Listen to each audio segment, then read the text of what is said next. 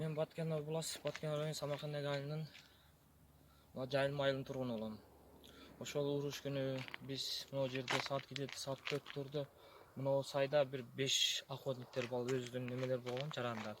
Анан бул жакта дагы бир 5-6 болгон солдаттар болгон, баары ошол жерде болгон да. Анан мына үстүндө кызыл деген айыл жарым дөң бар. Ошол жерден була таждын танкалары ошол жерден бар, ошол жерден атып аткан могул жакачы. Мына курулган гимназия мектеп здание. Ошол жактан дана көрүнөт да аттын кашкасындайчы. Ошол жакка таштап аткан. Бирок эми Кудайдын немеси менен бизге мына мектептерге түшкөн жок ошолор.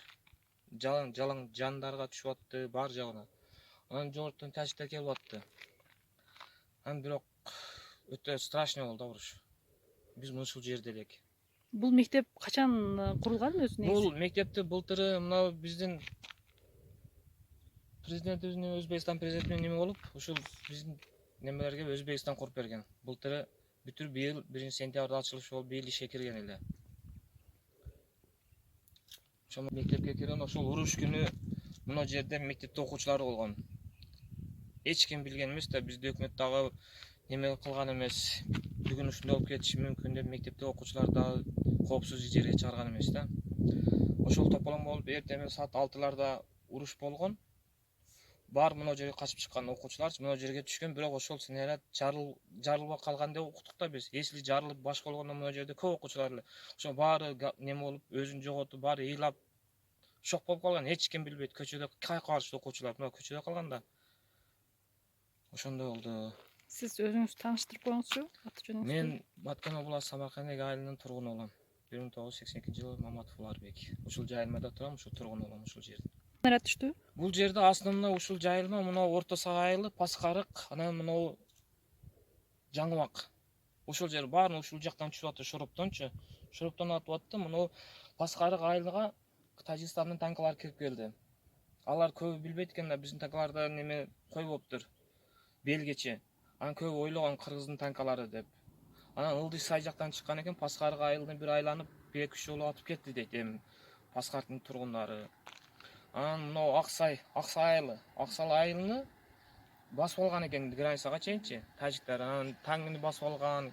Кыскасы ушул Көкташ, Аксай баары эле тажиктер басып алган. Ошол жерде тополоң бар. Эң күчтүү тополоң ушул жайылмада болду да. Мен ушул жерде элем, ошондой болду.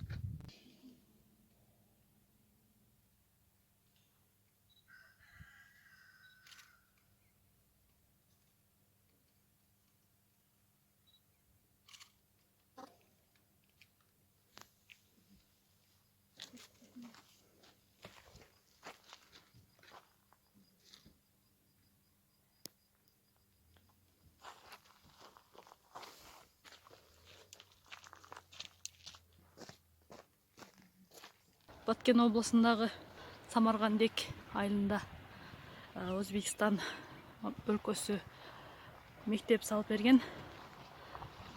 Кечеки кыргыз-тажик чек арасындагы куралдуу жанжалда тажик тарап ушул жака снаряддар менен аткылап мектепти жараксыз абалга келтирген. Снаряд мектептин үстүнөн чатырынан келип түшкөн жана арт жагынын